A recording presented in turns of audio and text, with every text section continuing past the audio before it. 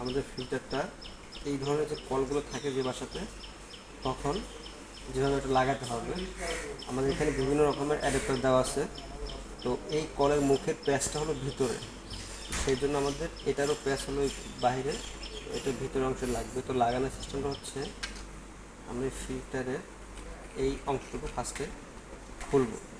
খোলার পরে এই জিনিসটা এখানে রাখতে হবে, অ্যাডাপ্টারটা। এইখানে কিছু গার্ড আছে, এটা হচ্ছে চাবি ধরার জন্য। এই যে চাবিটা, এই চাবির মুখগুলো এইখানে লাগবে, এইখানে দিয়ে তারপরে এই যে ভিতরে পিঠে লাগবে।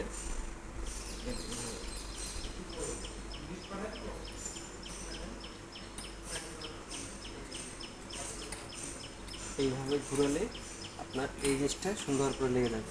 লেগে যাওয়ার পরে এই জিনিসটা ঘুরবে, এই জিনিসটা লাগবে হলো আপনার এইটার সাথে,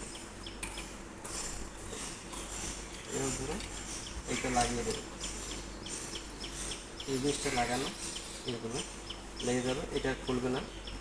এটা হচ্ছে কার্টিসটা লাগবে হলো মেশিনের এই সাইডে, এভাবে ঢুকবে, উপরটা পাক দিলে এখন আপনার পুরো জিনিসটা লাগানো শেষ হয়ে গেল। এখন আপনি এই সুইচটাকে বাঁকা রেখে এখান থেকে চালু দেবেন, তাহলে ট্যাপের ডিরেক্ট পানি এখান থেকে পড়বে।